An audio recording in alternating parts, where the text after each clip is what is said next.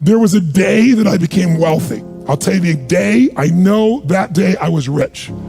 I was broke, I was pissed, I was angry at everybody else but who?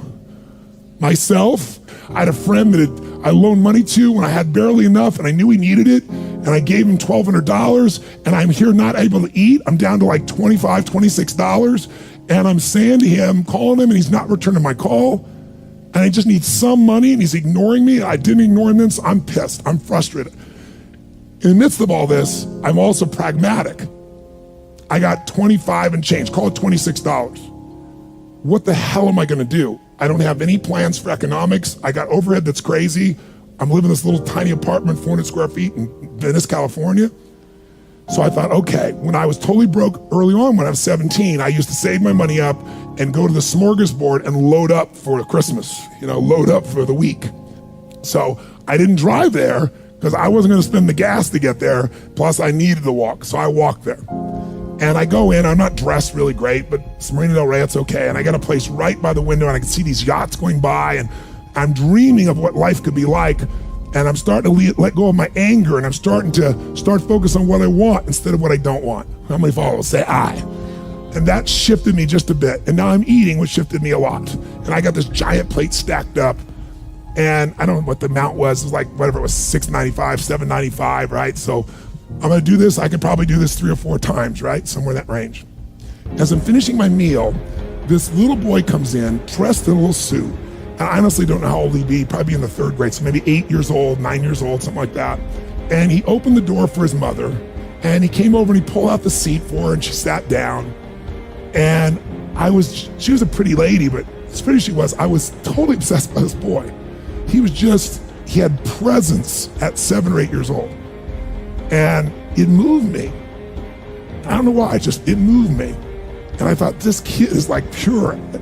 I want him to always be this way. He's such a good kid, he's a giver. So I got up and I paid for the meal, and whatever it was, $6, $7. So now I've got whatever left, $17, $18, $19. And I walk up to this little boy, and I said, excuse me. And I said, I just want to acknowledge you for being such an extraordinary gentleman. I said, I saw the way you treated your lady, how you opened the door, how you pulled the chair out. I said, that's class. I said, my name's Tony, what's yours? I don't honestly remember his name, Charlie or something. And he looked up at me and I said, Charlie? I said, that's amazing, taking your date out for a lunch like this. He goes, well, actually, she's my mom. And I said, that's even more cool. And he said, oh, but I'm not taking her lunch because I think he said he was 8. I said, oh, yes, you are. I had no plan for this. I just reached in my pocket, I took all the money I had left, $17, $18, $19, and I put it on the table. I said, you're taking her to lunch. He looked up at me and he goes, I can't take that. I said, sure you can. He said, why? Because I'm bigger than you are. And he smiled real big, and I didn't even look at his mom. I just turned and walked away. And I didn't walk out of that door. I flew home. I should have been freaking out. How the f am I gonna eat? But I didn't. I flew because something inside of me had finally got past scarcity. I finally realized there's something inside of us more than our limits, especially around this thing called money that I had let terrorize me. And I got home, and the mailman came that day, and I had no idea how I was gonna have my next meal. And a letter comes, and it's from the guy I loaned the money to.